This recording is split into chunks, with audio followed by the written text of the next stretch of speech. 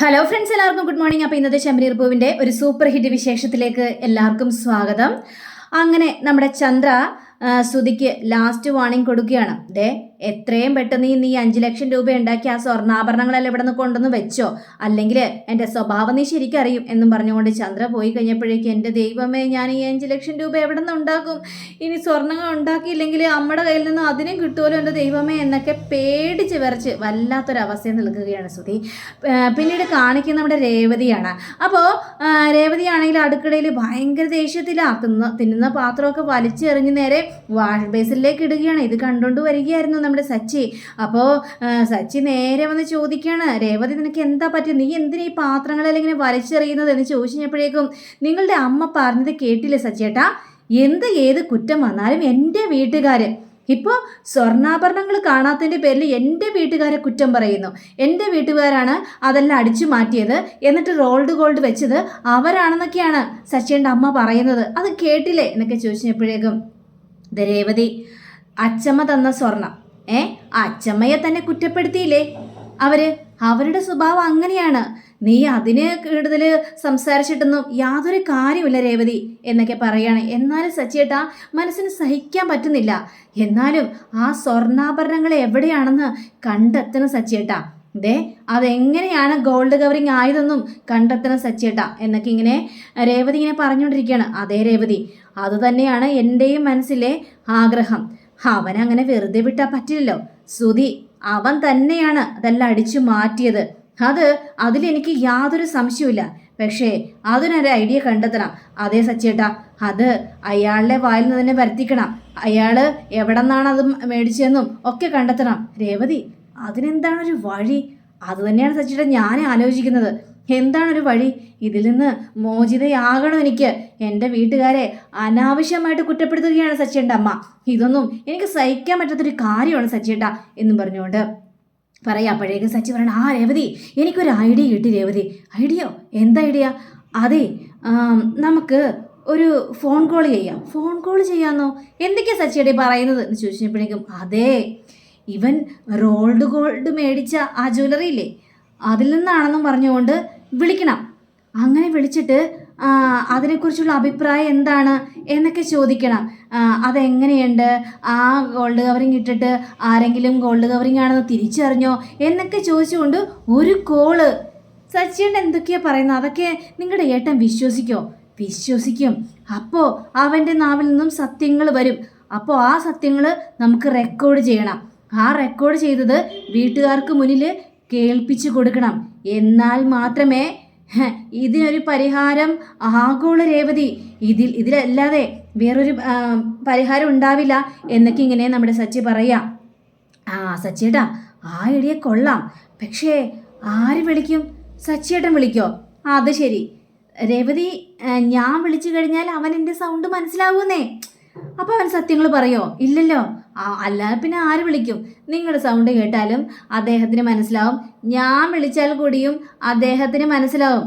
അപ്പോൾ പിന്നെ ആരെക്കൊണ്ട് വിളിപ്പിക്കും എന്ന് പറഞ്ഞു കഴിഞ്ഞപ്പോഴേക്കും, നമ്മുടെ വീട്ടിൽ തന്നെ ഉണ്ട് ഒരാള്. ആളോ? ആര്?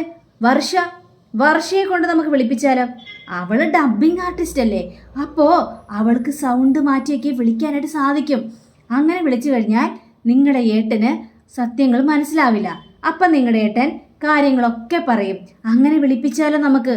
എങ്കിൽ പിന്നെ റെഡി രേവതി, നമുക്ക് വർഷയെ കൊണ്ട് തന്നെ വിളിപ്പിക്കാം. ഞാൻ അങ്ങനെയാണെങ്കിൽ വർഷയെ വിളിച്ചിട്ട് ശ്രീകാന്തിൻ്റെ റെസ്റ്റോറൻറ്റിലേക്ക് വരാൻ പറയാം. നീ ഉടനെ ചെല്ല് രേവതി എന്ന് പറയാം. അങ്ങനെ രേവതി അവിടെ നിന്ന് എണീറ്റ് ഭയങ്കര സന്തോഷത്തോടെ പോവുക. ആ സമയത്തും രേവതി വന്നിട്ട് പറയാണ്, സച്ചിയേട്ടാ, ഇത് വേറൊന്നും കൊണ്ടല്ല സച്ചിയേട്ടാ, എനിക്ക് ആ സ്വർണ്ണാഭരണങ്ങളെല്ലാം ഇട്ട് നടക്കാനുള്ള ആഗ്രഹം കൊണ്ട് ഞാൻ പറയല്ല. പക്ഷേ അത് നമ്മുടെ സ്വത്താണ് സച്ചിയേട്ടാ. അത് നമുക്ക് കണ്ടെത്തിയേ മതിയാവുള്ളൂ. അല്ലെങ്കിൽ ഒരു മനസ്സമാധാനം ഉണ്ടാവില്ല സച്ചിയേട്ടാ എന്ന് പറഞ്ഞുകൊണ്ട് രേവതി ചെല്ലുകയാണ്. സച്ചിക്കാണെങ്കിൽ കാലി വന്നിട്ട് ഒരു രക്ഷയില്ലാത്തൊരവസ്ഥയിലേക്ക് നിൽക്കുക. അങ്ങനെ കുറച്ച് കഴിഞ്ഞപ്പോഴേക്കും ശ്രീകാന്തിൻ്റെ റെസ്റ്റോറൻറ്റ് കാണിക്കുകയാണ്. ശ്രീകാന്തിൻ്റെ റെസ്റ്റോറൻറ്റിലേക്ക് നമ്മുടെ വർഷയെ വിളിക്കുക. അപ്പോൾ വർഷയെ വിളിച്ചു കഴിഞ്ഞപ്പോഴേക്കും ശ്രീകാന്ത് ചോദിക്കണം, വർഷേ, നീ നേരത്തെ വന്നോ? ഭക്ഷണം കഴിക്കാൻ സമയമായിട്ടില്ലല്ലോ, പിന്നെ എന്താ പ്രശ്നം? അതിന് ഞാൻ ഭക്ഷണം കഴിക്കാനല്ലല്ലോ വന്നത്. എനിക്ക് മനസ്സിലായി. എന്നെ കാണാതിരിക്കാനായിട്ട് പറ്റുന്നില്ലല്ലേ? അതുകൊണ്ടാണല്ലേ നീ വന്നത്? പോടാ ഇവിടുന്ന്. നിന്നെ കാണാതിരിക്കാൻ വന്നൊന്നുമല്ല. ഞാനേ സച്ചിയേട്ടനും രേവതേച്ചിയും വിളിച്ചിട്ട് വന്നതാണ്. അവർ വിളിച്ചിട്ടോ? അതെന്തിനാ? അതൊന്നും എനിക്കറിയില്ല. റീസൺ ഒന്നും എന്നോട് പറഞ്ഞില്ല അവര്. ഏതായാലും അവര് വരട്ടെ. അപ്പൊ ദേ നോക്കുമ്പോ നമ്മുടെ സച്ചിയും രേവതിയും വരികയാണ്. ദേ അവരവിടെ നിൽക്കുന്നുണ്ട് രേവതി എന്നും പറഞ്ഞുകൊണ്ട് നേരെ അങ്ങോട്ട് ചെല്ലുകയാണ്. എന്തിനാ നിങ്ങൾ വിളിപ്പിച്ചത് എന്ന് ചോദിച്ചപ്പോഴേക്കും വാ, കാര്യങ്ങളൊക്കെ പറയാം. അങ്ങനെ ഒരു സെറ്റിൽ പോയി ഇങ്ങനെ ഇരിക്കുക. ആ സമയത്ത് നമ്മുടെ രേവതി പറയാണ്, സ്വർണ്ണാഭരണങ്ങളെ കുറിച്ച് തന്നെ പറയാനാണ്. അപ്പോൾ എടുത്ത് വായിക്കും. നമ്മുടെ ശ്രീകാന്ത് അതെന്തിനിപ്പോൾ പറയുന്നത്? അതെല്ലാം തീർന്ന കാര്യമല്ലേ? ഇനി അത് കുത്തിപ്പോകേണ്ട ആവശ്യമുണ്ടോ? എടാ എങ്ങനെ തീരുവടാ? നല്ല ഒന്നാന്തര സ്വർണ്ണമാണ് റോൾഡ് ഗോൾഡായി മാറ്റിയിരിക്കുന്നത്.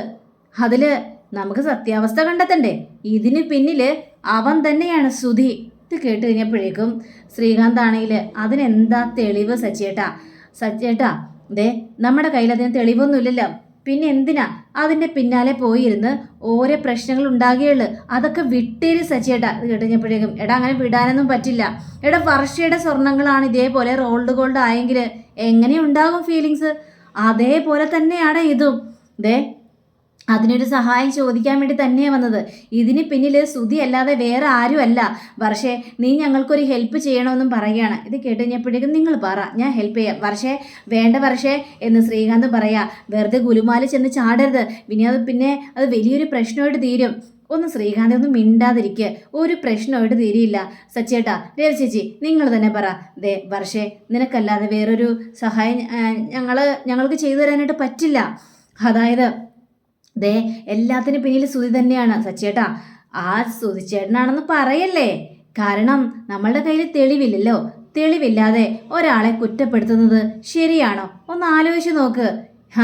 ആ തെളിവ് സംഘടിപ്പിക്കാൻ വേണ്ടി തന്നെയാണ് ഞങ്ങൾ നിൽക്കുന്നത്. കുടുംബത്തിലെ എല്ലാ സ്വർണ്ണാഭരണങ്ങളും ഇതേപോലെ ഇനി റോൾഡ് ഗോൾഡ് ആയെന്ന് വരും. അവൻ്റെ പിന്നാലെ അമ്മയുണ്ട്. അവൻ ചോദിച്ചു കഴിഞ്ഞിട്ടുണ്ടെങ്കിൽ അമ്മ ആ സ്വർണ്ണാഭരണങ്ങൾ എടുത്ത് കൊടുക്കും. അങ്ങനെയാണ് ഇത് സംഭവിച്ചിരിക്കുന്നത്. ഏതായാലും സുധിയുടെ വായിൽ നിന്ന് തന്നെ സത്യങ്ങൾ അറിയണം. അതിനു വേണ്ടി തന്നെയാണ് ഞാനിപ്പോൾ വർഷയുടെ മുന്നിൽ വന്നിരിക്കുന്നതെന്നും പറയാണ്. ഏതായാലും നിങ്ങൾ പറ എന്താ കാര്യം എന്ന് ചോദിച്ചപ്പോഴേക്കും നമ്മുടെ രേവതി പറയാണ്, വർഷേ നിനക്ക് സൗണ്ട് മാറ്റി സംസാരിക്കാനൊക്കെ അറിയാലോ. അപ്പോൾ ഫോണിൽ വിളിച്ചിട്ട് നീ സുധിയോട് സംസാരിക്കണം. അതായത് ഞാൻ ഇന്ന ജ്വല്ലറിന്ന് വിളിക്കുകയാണ്. എനിക്ക് മനസ്സിലായി രേവതി ചേച്ചി. എന്നിട്ട് ആ ജ്വല്ലറിന്ന് വിളിക്കുന്ന പോലെ വിളിച്ചിട്ട് ഫീഡ്ബാക്ക് ചോദിക്കണം അല്ലേ? അത് തന്നെ, അതാണ് വേണ്ടത് എൻ്റെ വർഷേ എന്ന് രേവതി പറയാണ്. എനിക്ക് മനസ്സിലായി, ഞാൻ സൗണ്ട് മാറ്റി വിളിച്ചോളാം എന്ന് പറയാണ്. അപ്പോഴേക്കും ശ്രീകാന്ത്, വർഷേ ഇതൊക്കെ വേണോ? ഒന്നും മിണ്ടാതിരിയടാ. ഇത് ഒരു നല്ല കാര്യത്തിന് വേണ്ടിയല്ലേ. ഇനി ഇതേപോലെ സംഭവങ്ങൾ ആ വീട്ടിൽ നടക്കാനായിട്ട് പാടില്ല. അതിനു വേണ്ടി തന്നെയാണ് ഞാനിപ്പോൾ ഇവരുടെ കൂട്ട് നിൽക്കുന്നത് എന്ന് പറയുകയാണ്. ഏതായാലും ഒരു ഫോൺ കോൾ അല്ലേ, അത്രയല്ലേ ഉള്ളൂ. ശരി നീ വിളിക്കണം വർഷ എന്ന് പറഞ്ഞപ്പോഴേക്കും ഞാൻ ഇപ്പം തന്നെ വിളിക്കാൻ ചേച്ചി എന്ന് പറയുക. അങ്ങനെ ഇതേ സമയം തന്നെ നമ്മുടെ സുധിയെ കാണിക്കുകയാണ്. അപ്പോൾ സുധിയാണെങ്കിൽ ഷോറൂമിൽ നല്ല ഉറക്കം. അപ്പോഴാണ് ശ്രുതി അങ്ങോട്ട് വരുന്നത്. സുധിയുടെ ആ ഉറക്കം കണ്ടു കഴിഞ്ഞപ്പോഴേക്കും സുധി എന്ന് പറയുന്നുണ്ടോ ഒച്ചത്തിലൊരു വിളി. അയ്യോ എൻ്റെ ദൈവമേ, ഒന്നെങ്കിൽ എൻ്റെ പ്രൊഡക്റ്റ് വേണം, അല്ലെ 5 ലക്ഷം രൂപ വേണം, സ്വർണ്ണാഭരണങ്ങൾ കൊണ്ട് ഞാൻ പൊറുതിമുട്ടിയിരിക്കുകയാണ് എന്നാണ് സുധി എണീറ്റപ്പോൾ തന്നെ പിച്ചും പേ അവിടെ കിടന്ന് പറയുന്നത്. ഇത് കേട്ടാ ശ്രുതിയാണെ പേടിച്ചു പോയി. എന്താ ശ്രുതി, നീ എന്തൊക്കെയാ പറയുന്നത് എന്ന് ചോദിച്ചു കഴിഞ്ഞപ്പോഴേക്കും അത് പിന്നെ നീയായിരുന്നോ? അതെ, ഞാനൊരു സ്വപ്നം കണ്ടതോ? ഇങ്ങനെയാണോ കിടന്നുറങ്ങുന്നത്? ഒരു ഷോറൂമിൽ വന്നിട്ട് ഒരു ഉത്തരവാദിത്തമില്ലാതെ ഇങ്ങനെ കിടന്നുറങ്ങേണ്ട വല്ല ആവശ്യമുണ്ടോ? അല്ല സുധി എന്താ പേടിച്ചിട്ട് 5 ലക്ഷം സ്വർണ്ണാഭരണങ്ങൾ കസ്റ്റമർ എന്നൊക്കെ പറഞ്ഞത്? ഞാനതൊക്കെ പറഞ്ഞല്ലേ? പറഞ്ഞു. അത് പിന്നെ ഒന്നുമില്ല, ഞാൻ ചുമ്മാ സ്വപ്നം കണ്ടാന്നേ. സ്വപ്നത്തിൽ എന്താ പറഞ്ഞത് അത് എനിക്ക് അറിഞ്ഞാൽ മതിയാവുള്ളൂ. എന്തുകൊണ്ട് അങ്ങനെയൊക്കെ പറയാനുള്ള കാരണം? അത് പിന്നെ ഒരു കസ്റ്റമർ വന്ന് 5 ലക്ഷം രൂപയുടെ സാധനങ്ങളൊക്കെ എടുത്തിട്ട് പോയി. അവർ ഈ പ്രൊഡക്റ്റ് കൊള്ളൂല എന്ന് പറഞ്ഞു. അപ്പം ഞാൻ സാധനങ്ങൾ കൊണ്ടുവരാൻ പറഞ്ഞു, 5 ലക്ഷം രൂപ തിരിച്ചു തരാൻ പറഞ്ഞു, പിന്നെ സ്വർണ്ണാഭരണങ്ങൾ. അങ്ങനെ എൻ്റെ മനസ്സിലാകെ കൂട്ടി കലങ്ങി കിടക്കുകയാണ് എൻ്റെ ശ്രുതി. എനിക്ക് ഒന്നും മനസ്സിലാവുന്നില്ല. ഞാൻ അതിൻ്റെ ഇതിലാണ് സ്വപ്നം കണ്ട് ചാടി എണീറ്റത്.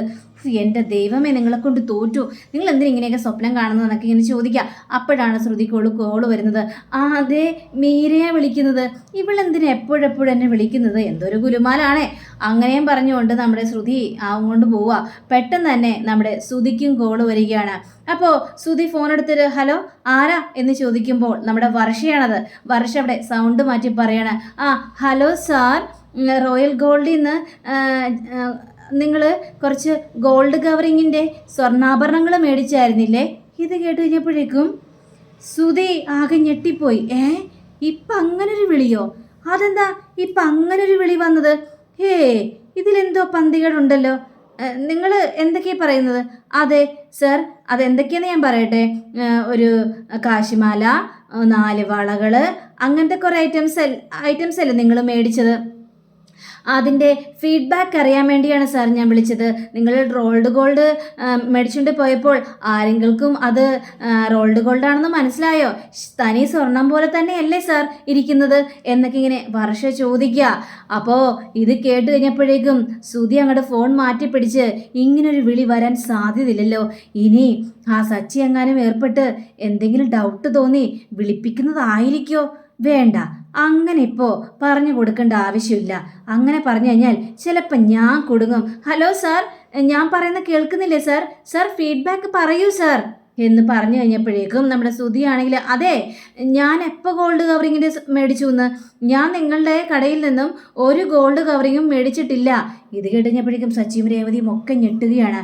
അപ്പോൾ വർഷം ഇങ്ങനെ കാണുന്നത് കണ്ടോ, എന്തൊക്കെയാണ് പറയുന്നത് എന്നൊക്കെ ഇങ്ങനെ സംസാരിക്കാം. വർഷ നീ പറ, നീ വിട്ടുകൊടുക്കാൻ നിൽക്കരുത്. അയ്യോ സാറ് മേടിച്ചു സാർ എന്താ സാർ കള്ളം പറയുന്നത്?